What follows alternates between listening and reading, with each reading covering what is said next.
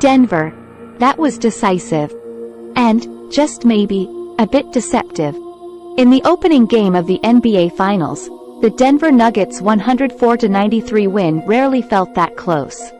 It was, aside from a too-late push by the Miami Heat, a stark set of performances. Dominating for Denver. Ugly for the Heat. There was Nikola Jokic dictating the tone and tenor of the game while taking just 12 shots. His 2-7-1-4-1-0 night just scratched the surface of how effortlessly he seemed to control the game. There was Jamal Murray with 26 points, an offensive catalyst who also helped Denver, time and again, attack the rim, get to the free throw line, and find easy points. Speaking of which, there was Miami with just two free throws all night, a mark more of timidity than any officiating issues. There was Max Strus and Caleb Martin, important keys to Miami scrounging up enough offense to compete in this series, combining to go 1 of 17 from the field. Together, they scored 3 total points. The lone shot, a 3, that Martin hit. That offensive awfulness, by comparison, almost made Jimmy Butler's 13 points on his 6 of 14 shooting night look downright respectable. This was an ugly game for Miami, and a beautiful one for Denver, and a stark reminder of what we all knew before tip-off. This Denver Nuggets team is a much higher mountain the Heat are trying to climb than the past obstacles that brought them here. And yet, there were signs, scarce but at the back of the mind, struggling to remind us that this series is far from over. This is a great challenge, Spoelstra said.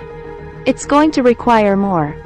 We will get to work and see what we can do better, what we can do harder, what we can do with more effort, what we can do with more focus.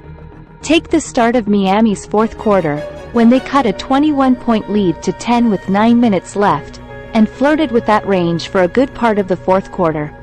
That they eventually ran out of gas, and time, tracks. This game was at altitude, even if Heat head coach Erik Spoelstra was ready to play it on Mount Everest Wednesday night and bristled at the idea it would have an impact. The Heat entered these NBA Finals having gone the distance in the conference finals, needing a win in Boston Monday night and flying to Colorado in advance of Thursday's Game 1. They were probably always set for a letdown against a well-rested Nuggets squad that had 9 days of rest after sweeping the Lakers in the previous round. Still, Miami is likely to find its rhythm and groove. Butler is unlikely to play so poorly going forward. Spoelstra is as capable as any coach in the NBA at addressing and then adjusting for the free throw drought and a general malaise.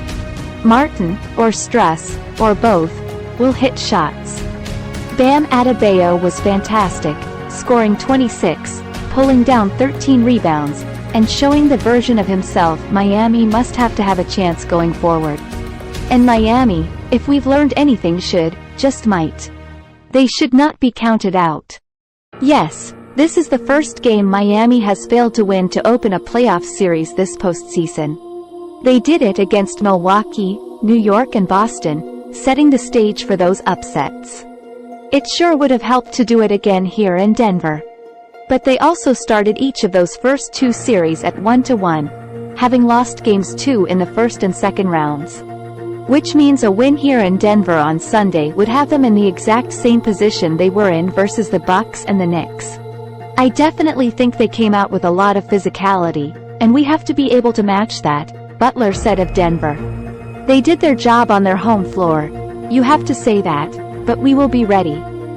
We will adjust, and we will do some things very differently and come out here and be ready to give more for Game 2. This Denver team, of course, is a different level of challenge.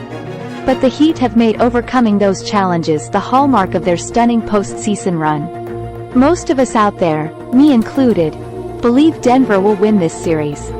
Maybe the Nuggets will do it in dominating fashion after all. Maybe Thursday night was a sign of things to come. Miami has shown just how resilient they can be, and Game 1, a testament to Denver's excellence, also offers plenty of signs that a better, more dangerous Miami Heat team may be lurking in Game 2. We're off in the NBA Finals. But this series is far from over.